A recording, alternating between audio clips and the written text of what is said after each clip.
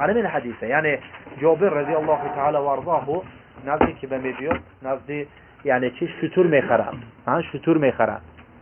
شتر میخرد برای چی شتر میخرد تا که بازار رود یا که تا که زنگیری به یا که نه برای سفر کجا به از مدینه دمشق به یعنی 1200 کیلومتر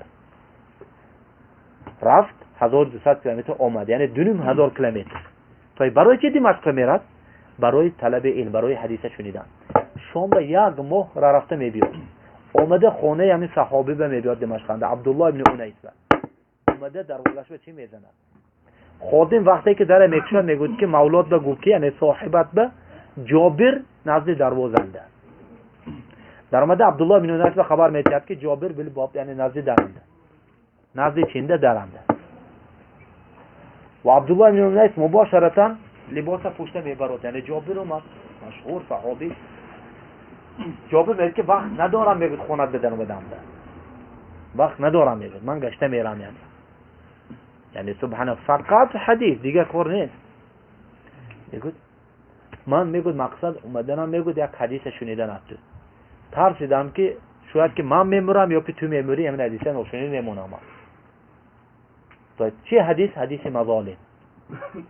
ابن انیس گفت که نعم گفت این حدیث من از رسول الله صلی الله علیه و سلم شنیدم تو چه روز قیامت وقتی که میشد الله سبحانه و تعالی مردم انسانیت همیشه چه زنده میکند محشر به جمع میکند یعنی از قبرشون جمع میکند همه پیش الله تعالی درست میستد به لباس به پایافزال یعنی به پایافزال من ختم نکارگی حالتنده ساکت همه و الله سبحانه و تعالی چی ندا میکند آواز با آواز ندا میکند هر کس میشنود دورانه بدگی نزدیک هم بدگی همه میشنود انا الملک و انا الدیان امروز من پادشاه امروز دیان جزا دهنده من غیر از من دیگه کس نیست امروز تمام پادشاهی مشاهی رفت نیست نابود شد یگانه پادشاه امروز که من ملک من دیان من دیان یعنی جزا دهنده من اهل جنه میگوید الله سبحانه و تعالی دوام میدهنده جنت به نمی درویند تا که حقشون از اهل نار نگیرند اهل نار که ها کافرا یعنی کافرا اهل جنت که ها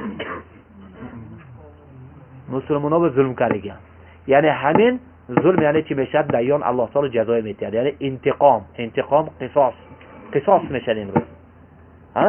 هر کسی که ظلم کردگی همین امروز چیوای حقش میتید عکس و اهل نار دوزخ کافرها دوزخ به نمیدارن تا که حقشون از اهل جنت نگیرند یعنی معناش حتی مسلمان کافر به اگر ظلم کرده باشد روز جزاش میتید الله تعالی میتید طيب یعنی ظلم به چی میشد یعنی با مال یعنی مالش گرفتگی تلاش نقرش صحابه گفتن که یا رسول الله یعنی امروز مال نیست که یعنی ما چی به لباس یعنی به سر لباس نباشد چی نیست یعنی سر لباس نباشد کیسه نیست اگر کیسه نباشد پول نیست چی میتیم یعنی یعنی این کافر مثلا پولش دوزیدگی غارت کردگی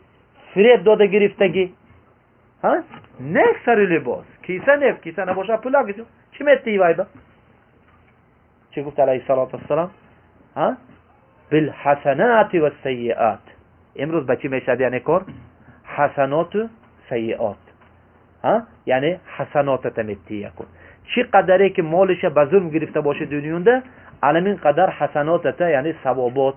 اجر و پاداشی که داشته بودی نماز خوندگی روزه داشتگی زکات دادگی حج و عمره کردگی همیشه میتی اگر نمونه چه گناهی وای خودت به چی میگیری این حدیث طویل همین حدیث والحمد لله رب العالمین